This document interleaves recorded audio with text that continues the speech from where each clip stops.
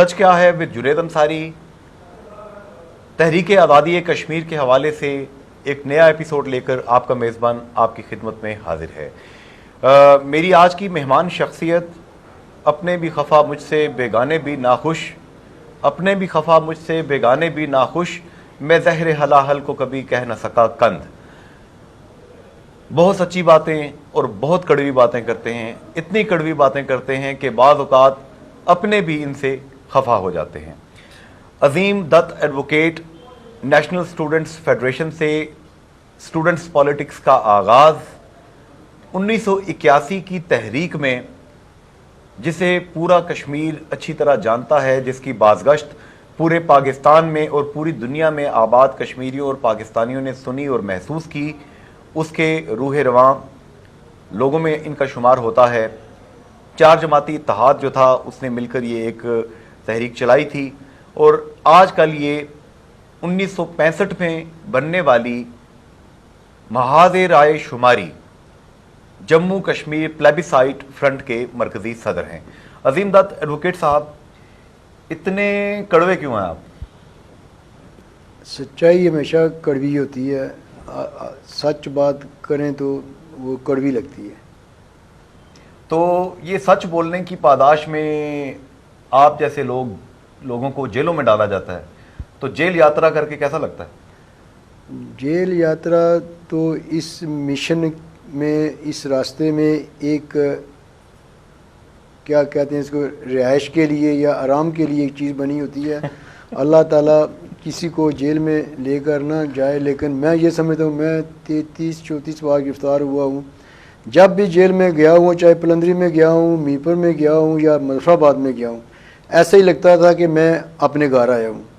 اور محترم عبدالخالق انصاری صاحب میرے استاد محترم اس دنیا سے رخصت ہو چکے ہیں، ان کو جب یہ بات میں بتاتا تھا تو وہ کہتے تھے کہ حق پر اور سچائی پر چلو گے تو ایسے ہی محسوس کرو گے، بوجھ نہیں ہوگا، کچھ اور کرو گے تو پھر ذہن پر بوجھ بھی محسوس ہوگا۔ میں اپنی طرف متوجہ کروں گا آپ کو۔ میں نے علماء کرام سے سنا ہے کہ جب بھی کوئی انسان انبیاء کے راستے پہ چلتا ہے، سچائی کے راستے پہ چلتا ہے، حق بات کرتا ہے، تو حضور صلی اللہ علیہ وآلہ وسلم کی سنت کی اتباع میں اس پر پریشانیاں آتی ہیں، مشکلات آتی ہیں۔ یہ تو اس میں کوئی شک ہی نہیں ہے۔ اور ہم جو سیاست کرتے ہیں، انصاری صاحب میں پہلے بھی کہہ چکا ہوں، میرے استاد محترم ہیں، ان کا یہ تھا کہ سیاست ہم عبادت کے طور پر کرتے ہیں۔ ہم ایک نبی محمد صلی اللہ علیہ وسلم کی سنت ادا نہیں کر رہے ہیں، ہم 1,24,000 کم و بیش جو پیغمبر آئے ہیں، ہم سب کی سنت ادا کر رہے ہیں۔ کوئی بھی پیغمبر غلامی کے لیے نہیں آیا ہے، ہر پیغمبر آزادی کا درس لے کے آیا ہے۔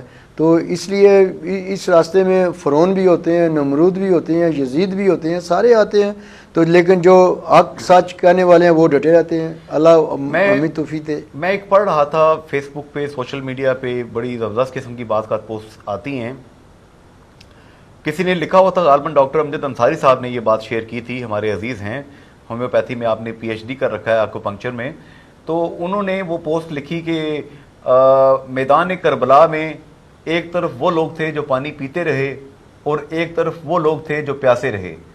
جو پانی پیتے رہے وہ مر چکے ہیں، اور جو پیاسے رہ کر شہید ہو گئے وہ آج تک زندہ ہیں۔ تو گویا اس کا مطلب ہے کہ حق کی پاداش میں مشکلات برداشت کرنے والے جو لوگ ہوتے ہیں ان کا نام اللہ تعالیٰ بلند کر دیتا ہے، زندہ کر دیتا ہے۔ یہ تو سچی بات ہے، لیکن میں اپنے آپ کو اس کو قابل نہیں سمجھتا ہوں۔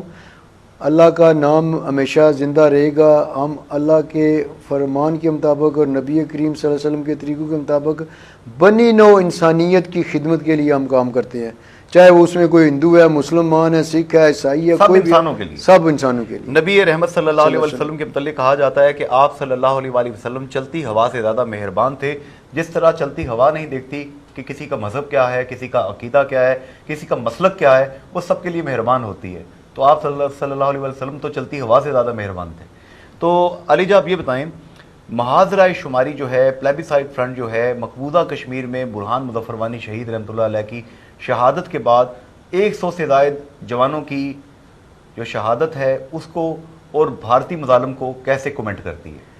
یہ بہت بڑا ظلم ہندوستان کر رہا ہے، اور اس میں ایکچولی ذمہ دار پوری اقوام عالم کو سمجھتا ہوں، جنہوں نے 1948 میں کشمیریوں کے ساتھ وعدہ کیا تھا کہ کشمیر کے اندر پلیبیسائٹ ہوگا، وہ جس کے ساتھ چاہیں جو فیصلہ چاہیں وہ کر لیں، اس کو 70-69 سال گزر گئے ہیں، وہ ادارہ یہ کام نہیں کر سکا، تو اس کے ذمہ دار بنیادی طور پر وہ ہیں۔ لیکن ہندوستان ایک بوچڑ قسم کا ملک ثابت ہوا اور جھوٹا ملک ثابت ہوا ہے، جو اپنے کیک کے پر مثلا پنڈت جواہر لال نہرو ہے، انہوں نے کہا جی ہم کشمیری کو رائے شماری دیں گے، سری نگر کے لال چوک میں انہوں نے تقریر کی، پارلیمنٹ میں تقریر کی، اخبارات میں تقریر کی، ان کے جو یونائٹڈ نیشن میں میمن صاحب تھے، وہ نمائندے پرماننٹ مشن، انہوں نے بھی کہا تھا کہ ہم نے یہ وعدہ پوری دنیا سے کے ساتھ کیا کہ کشمیری کو رائے شماری کا موقع دیں گے۔ اب اس وعدے سے مکر کر وہ پوری دنیا کے سامنے جھوٹے ثابت ہو رہے ہیں اور بے ایمان ہو رہے ہیں، اور وہ دنیا جو ہے اس کی ذمہ دار ہے کہ ہندوستان کو رائے شماری پر مجبور کرے، اس کو کہے کہ آپ نے وعدہ کیا ہوا ہے، آپ ملک ہیں، لیکن پوری دنیا اس کو بڑا ملک ہونے کی بنا پر، اپنی کاروباری منڈی ہونے کی بنا پر یہ کہنے سے گریزاں ہیں۔ تو ایسی ہی چیزیں ہوتی ہیں جو دنیا میں امن کو خاصتر کر دیتی ہیں، امن باقی نہیں رہتا، ظلم ہر طرف بڑھتا جاتا ہے، تو پھر آخر میں اس کا اینڈ جو ہے وہ اختتام پر ہوتا ہے۔ سردار عتیق احمد خان صاحب نے کچھ عرصہ قبل مجھے انٹرویو دیتے ہوئے یہ بات کہی تھی کہ کشمیر جو ہے اس وقت ایک نیوکلیئر رنگ کے درمیان واقع ہے۔ اس نیوکلیئر رنگ کو انہوں نے اصطلاح ایجاد کی، بڑی پیاری پیاری اصطلاحات ہوتی ہیں ان کی، بندہ انجوائے کرتا ہے۔ انہوں نے کہا دیکھیے جناب، پاکستان، ہندوستان اور چائنا، یہ تین ممالک ہیں جن کے درمیان کشمیر موجود ہے، تو اس لیے یہ دنیا جو ہے یہ جوہری تباہی کا نشانہ بن سکتی ہے اگر یہ مسئلہ حل نہ ہوا۔ آپ اتفاق کرتے ہیں؟ میں اتفاق کرتا ہوں کہ اگر زیادہ دیر کشمیریوں کو غلام رکھنے کی کوشش کی جائے گی تو یہ صورتحال پیدا ہو سکتی ہے، یہ اس کی ذمہ دار بھی ہندوستانی حکومت ہی ہوگی۔ یہاں یہ بتائیں کہ عظیم دت ایڈوکیٹ صاحب کے محاذ رائے شماری 1965 میں بنی، عبد الخالق انصاری ایڈوکیٹ مرحوم، مقبول بٹ شہید رحمۃ اللہ علیہ اور جتنے ان کے ساتھی تھے، ان سب لوگوں نے مطلب مٹی کی محبت میں وہ سمجھیے کہ قرض اتارے ہیں جو واجب نہیں تھے ان پہ، کوئی شعر بھی ہے اس حوالے سے نا۔ تو پوری دنیا میں آباد کشمیری جو ہیں وہ آج بھی محاذ شماری کو تمام آزادی پسندوں کی مدر آرگنائزیشن کے طور پہ لیتے ہیں۔ تو کیا یہ تمام جماعتیں جو ہیں جو ایک ہی نظریے کی ہیں، کیا یہ ایک پلیٹ فارم پہ دوبارہ اکٹھی نہیں ہو سکتی؟ اس میں یہ کوشچن آپ نے کیا یہ ذرا لمبا ہو جائے گا، لیکن جب ایک پلیٹ فارم پر ہم سب تھے تو محاذ شماری نے تو کسی کو الگ نہیں کیا، اپنا راستہ انہوں نے خود اپنایا۔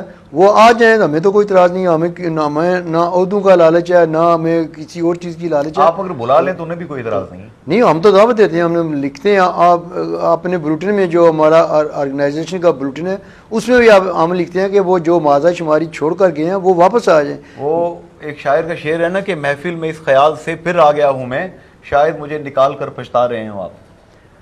نہیں، یہ ایسی بات نہیں ہے، اس کے درپردہ مقاصد کچھ اور ہیں، وہ پھر ڈسپیوٹڈ بات ہو جاتی ہے، وہ میں چلیے پوری دنیا میں آپ ظاہر ہے امریکہ میں بھی رہے عظیم دت ایڈوکیٹ صاحب، برطانیہ، یورپ، مڈل ایسٹ، پوری دنیا میں آباد کشمیری اب بھی کشمیر کے نام پہ ہل کے رہ جاتے ہیں، کشمیر کے نام پہ جھنڈے لے کے باہر آتے ہیں، کرکٹ میچ ہوتا ہے پاکستان کا انڈیا کا، وہاں کشمیری پرچم لے کے پہنچ جاتے ہیں۔ اس جذبے کو کشمیریوں کے آپ کیسے دیکھتے ہیں؟ حالانکہ کئی بچے ایسے ہیں انہوں نے آج تک کشمیر دیکھا بھی نہیں ہے۔ یہ حقیقت میں یہ قوت ایمانی ہے۔ نبی کریم صلی اللہ علیہ وسلم پیدا ہوئے مکہ میں، جب ان کو چھوڑنا پڑا تو کعبہ کی طرف دیکھ کر انہوں نے کہا تھا کہ دل نہیں کرتا چھوڑنے کو، میرے محبت ہے مجھے اس مٹی کے ساتھ، لیکن یہاں کے ظالم لوگ مجھے رہنے نہیں دے رہے۔ وطن سے محبت نصف ایمان ہے، یہ ان کی قوت ایمانی ہے جو ان کو اجاگر کرتی ہے کہ وہ اٹھتے ہیں، مظاہرے کرتے ہیں، جلسے جلوس کرتے ہیں، سب کچھ کرتے ہیں، یہ ایمان کا حصہ ہے، میں یہ سمجھتا ہوں۔ آپ کیا سمجھتے ہیں عظیم دت ایڈوکیٹ صاحب، کیا آپ نے اپنی ڈمیز پیدا کی ہیں، اپنی سیکنڈ لائن لیڈرشپ تیار کی ہے؟ کیونکہ انسان جیسا کہ آپ نے خود کہا فانی ہے، بقا اور دوام صرف رب کی ذات کو ہے، تو کیا آپ نے تربیت یافتہ ایسی لیڈرشپ پیدا کی ہے جو آپ کے بعد آپ کے پرچم کو تھام سکے؟ انشاءاللہ میں یہ سمجھتا ہی نہیں ہوں کہ میں لیڈر ہوں، میں ایک کارکن ہوں۔ ہمارے ساتھی بے شمار ایسے ہیں جو اگر عبد الخالق انصاری صاحب چلے گئے ہیں، مقبول بٹ صاحب محاذ شماری کے صدر تھے، وہ شہید ہو گئے ہیں، اس کے بعد بھی یہ پارٹی چلتی رہی ہے، اس کو توڑنے والے خود ٹوٹ گئے ہیں، لیکن یہ چلتی رہے گی. اس کی جو سیکنڈ لائن ہے ہمیشہ ہی تیار رہی ہے. آپ نے لطیف سا اشارہ مسلم کانفرنس کی طرف کیا ہے کہ توڑنے والے خود ٹوٹ گئے. نہیں مسلم کانفرنس کا تعلق ہی نہیں ہمارے. چلیے اچھا اب یہ بتائیں کہ عوامی مسائل کے حوالے سے بھی آپ ہمیشہ سر فہرست رہتے ہیں. میرپور کے کچھ مسائل ہیں کوئی آپ دیکھتے ہیں ان کو؟ نئی حکومت آئی ہے, راجہ فاروق حیدر خان صاحب سنا ہے آپ کے ساتھ رہے تھے پہلے کبھی. میرپور کے مسائل بے شمار ہیں جی. 1981 کی تحریک کا جو آپ نے تذکرہ کیا بنیادی طور پر وہ اس وقت کیا مسئلہ ہوا تھا؟ اس وقت مسئلہ یہ ہوا تھا کہ پانی کے 5 روپے کے ریٹ 10 روپے ہو گئے تھے, 10 روپے والوں کے 50 روپے ہو گئے تھے. دکانداروں پر تھرڈ ٹیکس اور یہ پتہ نہیں کون سے ٹیکس 2-3 لگائے ہوئے تھے. اس وقت 2 ہی ممبر تھے میونسپلٹی میں, ایک الحاج نذیر انجم صاحب زندہ موجود ہیں اور ایک میرے والد صاحب جو دنیا سے کوچ کر گئے ہیں. انہوں نے کہا تھا کہ یہ ٹیکس ختم کرو, یہ ہم نہیں چلنے دیں گے, آپ ایکسیپٹ نہیں کریں. آپ ابھی متاثرین ڈیم میں سے ہمارا شمار ہوتا ہے, ہماری آبادکاری نہیں ہوئی, ہمارے کاروبار نہیں چلے. لیکن جب اس وقت غیر منتخب حکومت تھی انہوں نے بات نہیں مانی تو ان دونوں افراد نے تحریک شروع کی, اس میں ہم بھی شامل ہوئے. پھر میں اور میرے والد صاحب عام پرندی جیل میں بھی اکٹھے بھی رہے ہیں. چودھری داد صاحب, چودھری رفیق صاحب چیئرمین رہے ہیں, ان کے والد الحاج محمد صادق صاحب وہ بھی دونوں باپ بیٹا اکٹھے رہے ہیں. ہمارے ڈڈیال میں معاذ کے راجہ فضل رحمان صاحب تھے, ان کے بیٹے سکندر رحمان ہیں اب بھی زندہ موجود ہیں, وہ بھی دونوں باپ بیٹا اکٹھے رہے ہیں. عبدالخالق انصاری صاحب اور ان کے بیٹے سہیل احمد انصاری صاحب, یہ سب عوامی مسائل کے لیے بھی ہم جیلوں میں گئے ہیں. جب ہمارے آبادکاری کا ڈیم بنا ہے ہمیں غیر آباد کیا گیا, لیکن آج تک ہمارے متاثرین منگلہ ڈیم صحیح طرح سے نہیں آباد ہوئے. اب راجہ فاروق حیدر صاحب کی میں عزت کرتا ہوں, چھوٹے بہت ان کے ساتھ سلام دعا بھی رہی ہے, لیکن جو باتیں وہ اپوزیشن میں کرتے تھے ان باتوں میں سے ایک بات بھی میں نوٹ کر رہا ہوں ابھی تک انہوں نے نہیں کی ہے. انہوں نے کہا ہم کرپٹ لوگوں کو پکڑیں گے, چھوڑ دیا, نام بھی نہیں لیا. ایم ڈی اے کا جب وہ بنے تھے 9 ماہ کے لیے وزیر اعظم, اس وقت بھی میں نے ان کو کہا تھا کہ آپ ایم ڈی اے کا آپ نے علاج درست تشخیص کیا ہے لیکن علاج غلط ہے. بیماری درست تشخیص کیا لیکن جو ٹریٹمنٹ ہے وہ انہی لوگوں کو بنایا جو کرپٹ تھے, اسی بلی کو دودھ کی رکھوالی پر بٹھا دیا. تو انہوں نے مجھ سے گلہ بھی کیا دوسری طرف سے. آج بھی آصفہ بھٹو پارک ہے, اس کے چاروں طرف پلاٹ الاٹ کیے گئے ہیں چودھری عبد المجید صاحب کے دور میں. ہم نے اس وقت بھی احتجاج کیا تھا, بلکہ ہم نے ایم ڈی اے میں درخواست دی تھی ان پلاٹوں کی جو ہے وہ نہیں مجھے نقل جاری کریں. انہوں نے کہا لاٹ ہی نہیں ہوئے جاری کیا کریں. لیکن میں 2 دن ہوئے, میں Mangla dam fish and fish پر گیا ہوا تھا, وہ ساتھ میرے عزیز ان کا پلازا تھا. اب پلاٹوں کی 4 دیواری بن چکی ہے. وہ پلاٹ کن کے ہیں؟ میں اتنی ریکویسٹ کرتا ہوں راجہ فاروق حیدر صاحب سے, منگلہ ڈیم سے قیام ایم ڈی اے کے قیام سے لے کر اب تک جتنی الاٹمنٹیں ہوئی ہیں ان کو فہرست جاری کر دیں, پتہ چل جائے گا کون کس میں شامل ہے. میں الزام نہیں لگاتا ہوں, لیکن مجھے شک پڑتا ہے کہ فاروق حیدر صاحب ایسا نہ کر کے شاید ان کا بھی وہاں کوئی پلاٹ ہے. اگر نہیں ہے تو اعلان کریں کہ مجید چرچو وہ چھوڑ دیں, مجید کے دور میں جتنی الاٹمنٹیں ہوئی ہیں ان کو ظاہر کر دیں, پبلش کر دیں. میرپور میں پانی, ایک بار دوسرا مسئلہ پانی کا, آبادی اب 1987 سے 6 گنا بڑھ گئی ہے. ہمارے ٹیوب ویل وہی ہیں, ان کے لیے پیسہ مختص ہی نہیں ہوتا ہے, جو مختص ہوتا ہے وہ اوپر والے کھا جاتے ہیں. ججوں کے گھروں میں یا سابقہ چیئرمینوں کے گھروں میں جتنے بھی گزٹڈ آفیسرز ہیں یا سیاستدان ہیں ان کے گھروں میں 2-2 انچ پائپ کے کنیکشن دیے ہوئے پانی کے, تو عام غریب آدمی ریڑھا بان کھوکے والا یا مزدوری کرنے والا اس کے گھر میں آدھی انچ کا پائپ لگا ہوا, پانی جاتا نہیں ہے, وہاں آتی ہے اس میں سے. یہ ناانصافیاں ہیں, انہی کے لیے اسلام جو ہمیں دعوت ہے کہ سب کے ساتھ برابر سلوک ہونا چاہیے, مساوات ہونی چاہیے. حاجی محمد سلیم صاحب نے کشمیر انسٹیٹیوٹ آف کارڈیالوجی بنایا, بڑی لوگوں کی خدمت کی. اب انہوں نے میاں نواز شریف, میاں شہباز شریف اور راجہ فاروق حیدر خان صاحب کو مکتوب تحریر کروائے. میاں نواز شریف اور شہباز شریف صاحب کے سیکرٹری نے تو فون کیا ہے. راجہ صاحب چپ ہیں کہ اسی کو دل کے امراض کے علاج کے لیے آپریشنل ایک ہاسپٹل نہیں بنایا جا رہا, کوئی سرجری اینجیوگرافی اینجیوپلاسٹی نہیں ہو رہی, ہزاروں لوگ جو ہیں وہ مر جاتے ہیں. آپ کیا کہتے ہیں؟ حاجی سلیم صاحب بڑے آج کل شاکی ہیں. پہلی بات تو حاجی صاحب کو خراج تحسین پیش کرتا ہوں انہیں کہ بڑا ادارہ چلایا ہے، بنایا، اس کی ٹیک کیئر کی ہے، سب کچھ کیا ہے، لیکن ان کی جو ڈیمانڈ ہے یہ درست ہے، یہاں میر پر بھی یہ کام ہونا چاہیے۔ اگر حکمران علاج کرانے کے لیے انگلینڈ، امریکہ زکوٰۃ کے فنڈ سے جا سکتے ہیں، جو کوئی بھی عالم نہیں کہہ سکتا کہ یہ جائز ہے، سب کہیں گے یہ حرام ہے، لیکن وہ جاتے ہیں۔ میر پور کے لوگوں کے لیے، میر پور میں ضلع کی یا دوسری تعصب کی بات نہیں کرتے، ایسے شخص پر لعنت ہو، لیکن جو حق بنتا ہے، جس کا بھی بنتا ہے، میر پور کا، راولہ کوٹ کا، کوٹلی کا، مظفر آباد کا، پورا کشمیر ہمارا ہے، پورا کشمیر ہمارا ہے، ان کو حق ملنا چاہیے۔ ان کو ابھی میر پور میڈیکل کالج، یہاں پر محترمہ Benazir Bhutto University of Health Sciences کو بنانے کا اعلان کیا گیا۔ ہم خبریں سن رہے ہیں کہ اس یونیورسٹی کو بھی اور میر پور میڈیکل کالج کو بھی 1 سال 1.5 سال کے اندر رول